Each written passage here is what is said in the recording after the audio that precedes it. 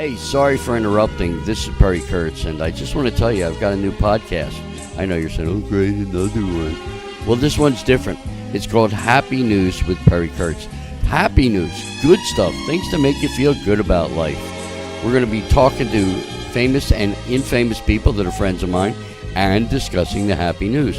You can listen to us on iTunes, Stitcher, CastBox, and wherever you listen to your podcasts, as well as watching us on Binge on This on YouTube.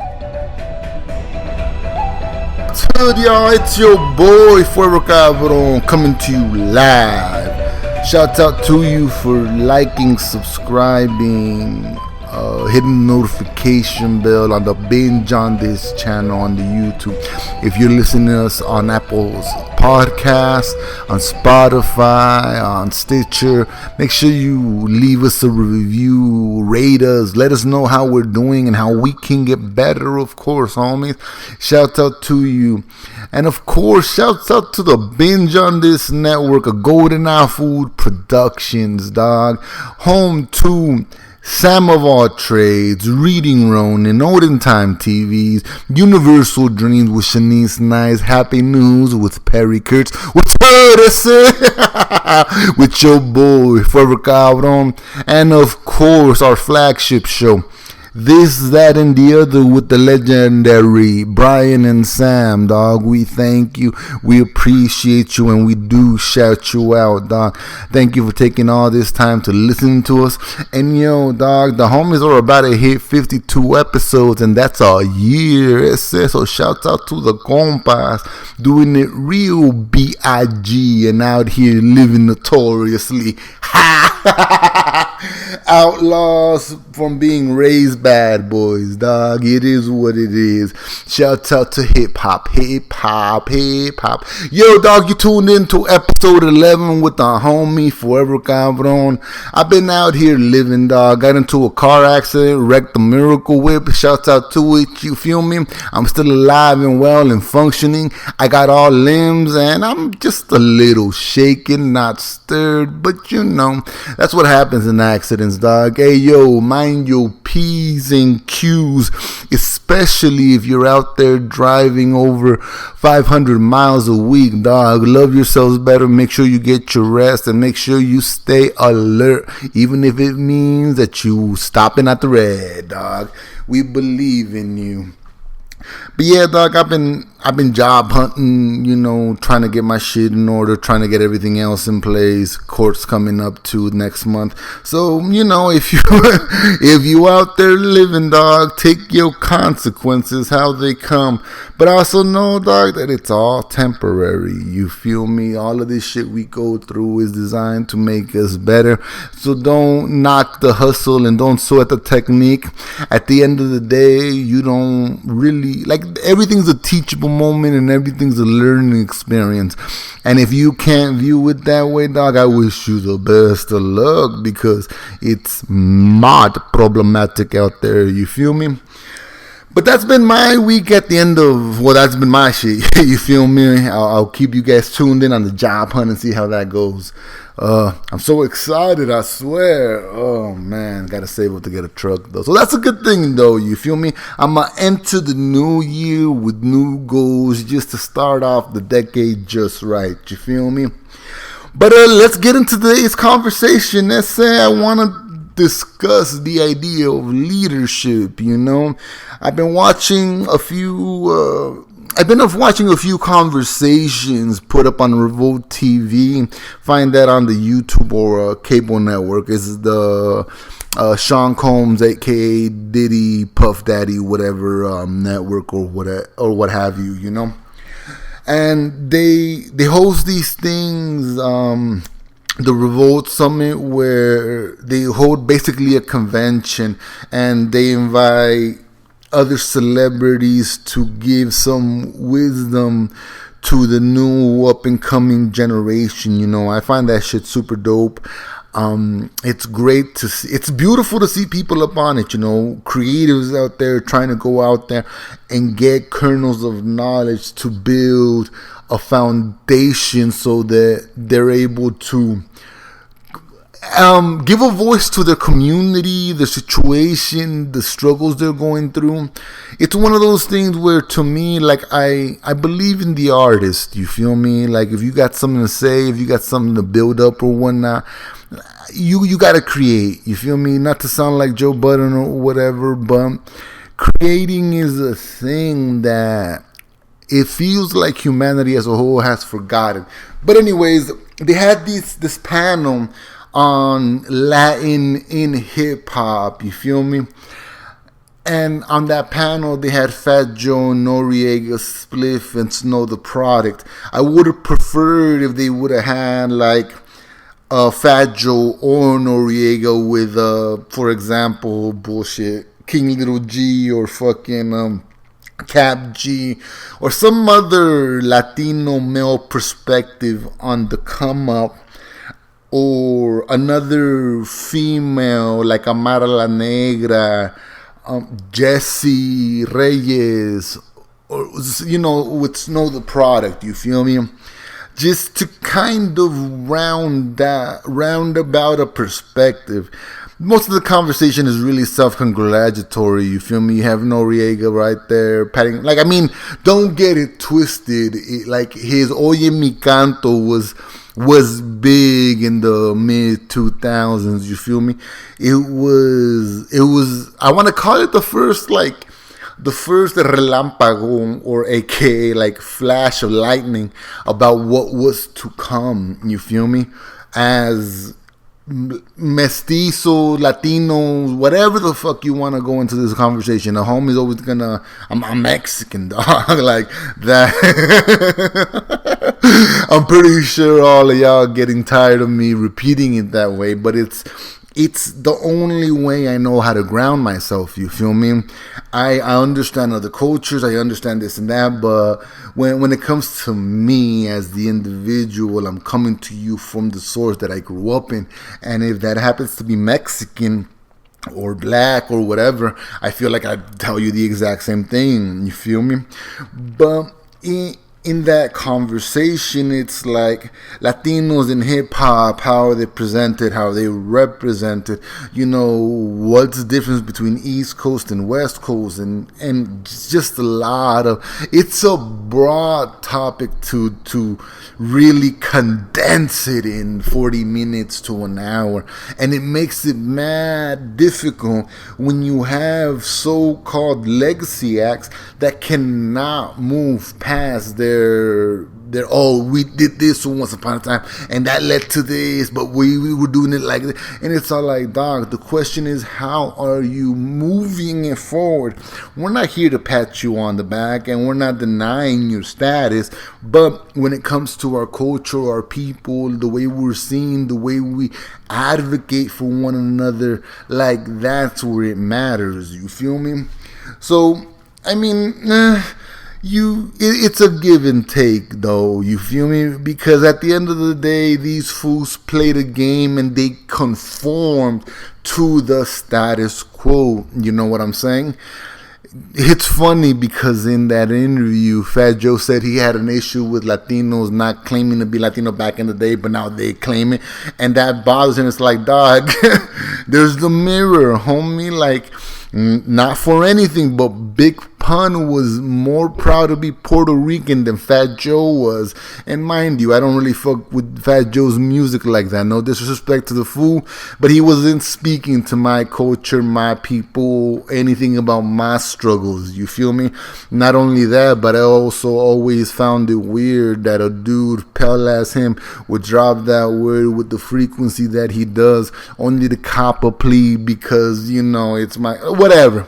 I'm not gonna judge you. I'm not gonna say this and that, but just optics aren't. They don't connect with the compa. You feel me? But in that conversation, I sat there and I listened to it, and mind you, I don't go back to things, but I went back, and it's that self-congratulatory bullshit that just gets on my nerves. You feel me? Because what you've done to reach a place where you're at has nothing to do with the culture. You feel me? I may be wrong or whatever, but these are, again, my perspective. This is my point of view. You feel me? I hope to be taught otherwise.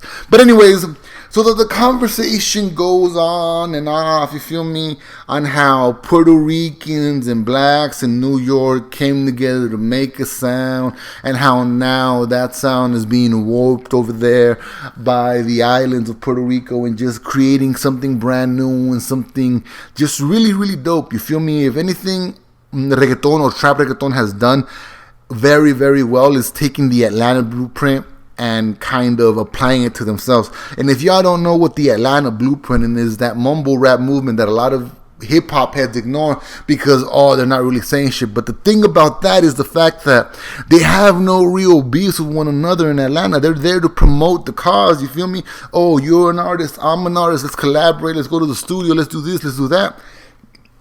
The Guetoneros have falling into that, you feel me? Like they've given themselves into that trait. Anuel, J Balvin, Luis Fonsi, like Daddy Yankee, Natasha, Becky G, Bad Bunny, like all of these individuals have come together to help build something new, you know. And mind you, as Latinos over there, or Mesoamericans or Chicanos or whatever you want to call them, over there in the East Coast, as they're coming together, a lot of people in the culture of hip-hop that claim to know musical hip-hop wonder why on the West Coast, in the land of gangbanging, there is such a racial divide between the Latinos and the blacks, you feel me? And mind you, it's not much of a racial divide. It's just the fact that on the West Coast, we will always occupy a space.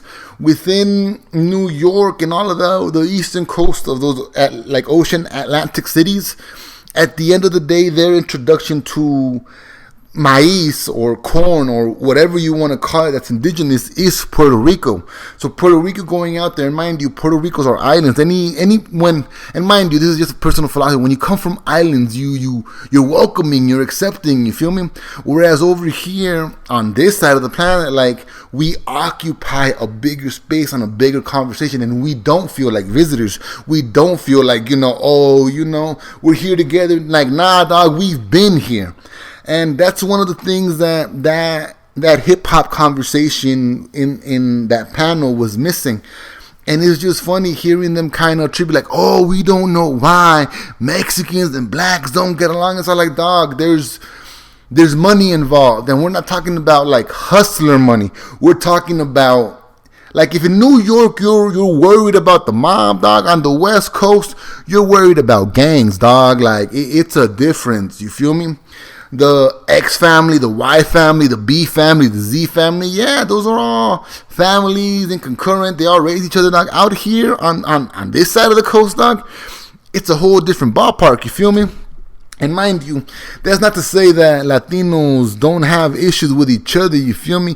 If that was the case, 13 and 14 wouldn't fight, you feel me?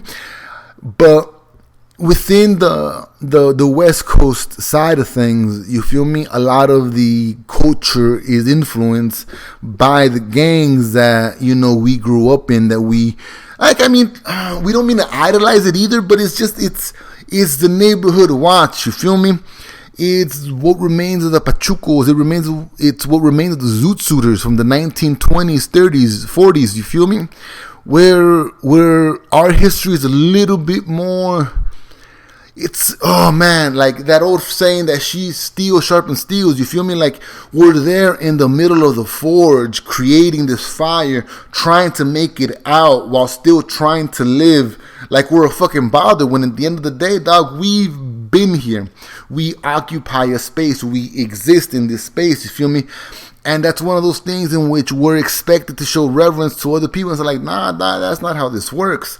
And mind you, for me, on a personal level, the reason why I feel Mexicans on the West Coast never popped off on hip-hop was because we don't value our parents' origins, dog. Like, it's one of those things where, like, you You don't know the cumbias, you don't know the ritmo, you don't know the sabor that keeps popping off, you feel me? Every cholo I meet that's, from the U.S. wants to talk about ODs and this and that, blah, blah, blah. Like, dog, bet, cool. What about the ODs of your grandparents that you didn't get to know or see or revere on this side of the planet, you feel me?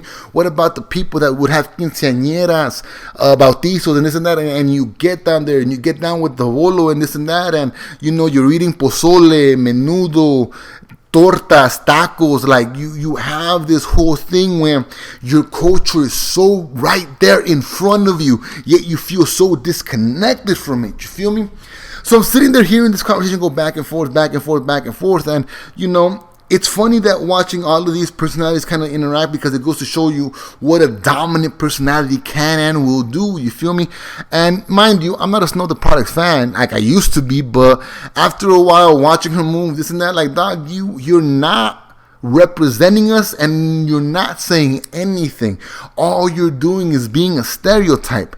And then not only that, but you go off and it's a personal issue, honestly, when it comes to all of that. But the idea of representation is so important to a homie. The idea of leadership is so crucial to a homie, because everybody wants to be a leader, but that shit comes with a bullet to the fucking dome, dog. Like, don't. Malcolm X, shot. Martin Luther King, shot. Cesar Chavez died of fucking food poisoning, basically. Gandhi, starved to death. Fucking... who else? Like, how Zapata shot, Villa shot, Che shot. Like, how many bullets have claimed so many leaders? How many bullets have claimed the lives of so many people working for and with the people? You feel me? So watching people want to claim to be, oh yeah, dog, we're doing this for the people. Oh yeah, dog, we're doing this to, lead. And what are you leading? Because, homie, there is no water where you guide, you feel me? Like, rest in power to the young rapper Juice WRLD who died of a seizure after popping who knows how many pills on a flight. And yet you have someone like Snow the Product saying, I'm trying to say a message, but it feels like every other song she's jumping on the bandwagon to talk about popping a pill. Dog, motherfuckers are dying out here. What message are you truly bringing to the new generation? And the thing that, at the end of that conversation, you feel me, the thing that I took away from it, and this is probably the sad thing to take away from it, is the bitterness of Snow's take on things, you feel me? She felt like she wasn't given a chance to speak because she's a woman, but she had 40 minutes to butt in, cut off the conversation, dog. If you know inherently within your head that, oh, there's a whole bunch of grown-ass, old-ass men that are not going to let me talk, dog, I'm going to force my piece on these motherfuckers. I'm going to say what I got to say because it has to be said. But no, she sat there all quiet. And then when she didn't like that someone had to retort to her own fucking thing, and now mind you, Fat Joe had no reason to jump into the conversation like that because, again, he's not from the West Coast. And mind you, they were talking about West Coast artists and the West Coast scene. Like, the reason to me a Mexican rapper hasn't made it that far is because they don't value the origins of their music. How many Latinos do you know that can't name you a Chente song, a Vicente Fernandez song, to opposed to a fucking Little Yachty song or a Little Baby song or a fucking Da Baby lyric, you feel me?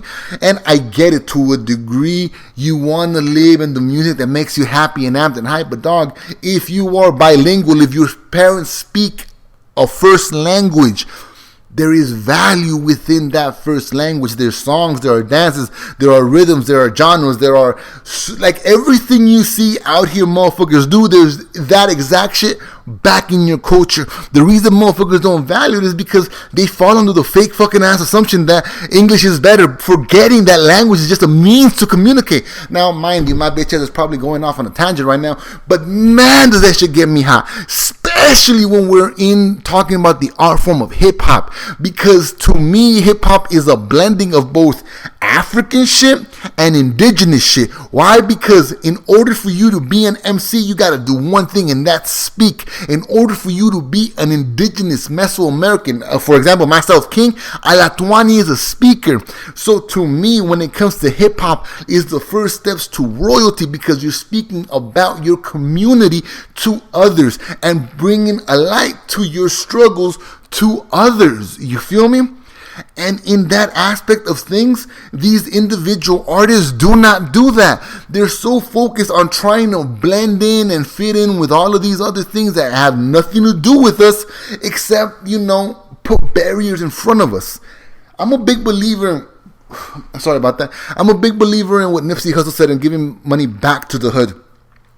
And as much as it sucks, and motherfuckers would hate me for this statement, but the reality is that Nipsey Hussle's message did not get listened to until he fucking died. Rest in power, but in that rest, he's giving power to the movement he believed in.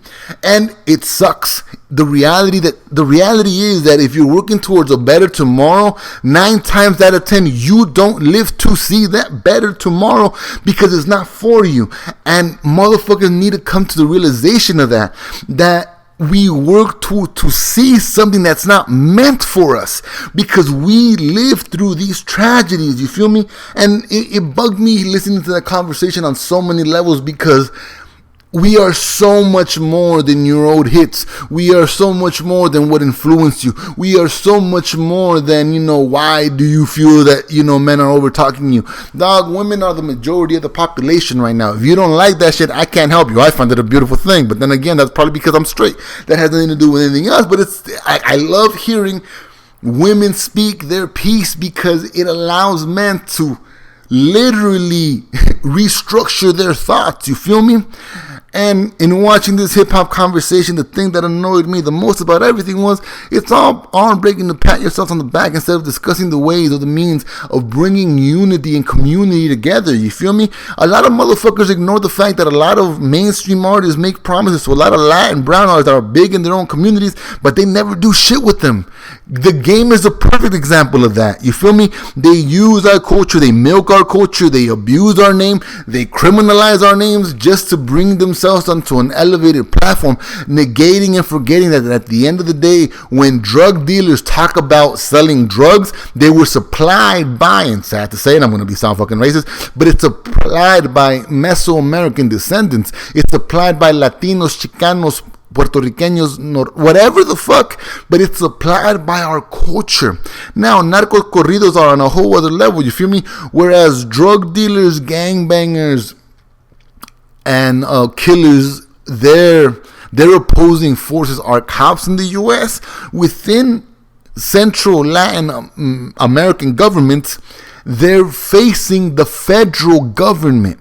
And that's another thing that people don't want to discuss. You feel me? Not only that, but how much or how active does the U.S. go to fucking gut us? Like, you feel me? The Fast and Furious fucking bullshit that Obama did back in 2000 whatever, where they gave guns to cartel members and then those guns disappeared. You feel me? So listening to all these conversations and listening to them miss the point. You feel me? This has been bubbling. This is an ongoing and oncoming thing. You feel me? If you feel that Latinos are a problem, I got some bad news for you. This is only the beginning, because you're entering a new decade where the mixed seeds voice is gonna overpower everything, because at the end of the day, and mind you, people forget this, the majority of people that are not Latino, that are not indigenous, that do not come from that seed or that trunk, they're still the minority. You feel me? I've traveled the US by car, by train, by plane. I've gone all around the US. And the thing that I find hilarious about everything is how much our culture, a Latino culture, is everywhere. You can find tortillas, you can find tomates, you can find tomatillos, you can find chile. And we're there, dog. We're here. We're living. We're live. We're in a place where we're designed to made feel like nothing, dog. We occupy a space. And I'm always going to go back to that philosophy because, if you look at old maps, this used to be, governmentally speaking, Mexico. And honestly speaking, that to me it's a whole other conversation, because that negates the indigenous tribes that were here before, you feel me? But in the aspect that it was always Mexico, I mean in the sense that our culture has always been here. You feel me? Los Angeles is built by Mexicans, not Mexicans. You know what I'm saying? But watching these conversations in hip hop go on about us without us, especially when we're talking about representing the West Coast of hip hop, when it comes to talking about people like Kid Frost, Capone, Brownsiders, fucking Little Conejo, like you name it, dog, we've been out here. You guys, like, it's funny that hip hop wants to talk about, oh, Little Baby, Little Turk, Little Tay, Little Pa, Little PJ, Little Way, whatever. Homie, we've been doing the little things as the little homies, dog. Go look at the little homies on YouTube or on Google that shit, dog. The little compas, the things that used to put a quarter in, and little thugs used to come in there like, damn, that's pretty chido, you feel me? Because those are the individuals that we saw growing up. But as I sat there and I listened to the conversation, some of the things that came to mind are ideas of leadership, ideas of moving forward on, educating people on cumbias with Aicetano Molina, Laila Downs, Cumbia Tropicanas, La Sonora Dinamita, Grupo Tropicales. You feel me? Like our sound, our culture, what makes us vibe, what makes us click. Like, I wish there were some other Latin artists out there that would reach into the catalog of norteñas, old corridos, old baladas, old boleros, and find a way to flip that and make it into a new beat. Find things like, remixing Suavecito properly, not poorly, properly, you feel me? And giving the world something different. But dog, those are my thoughts on a few things that I've been watching this week. I know it's a little bit scatterbrained, dog. Like I said, I'm going through a job hunt right now, trying to get my car fixed. But I just want to shut you out, dog. This is where a Compa's out. I appreciate you, wish you all the best, and I hope you have a good week, dog. Late.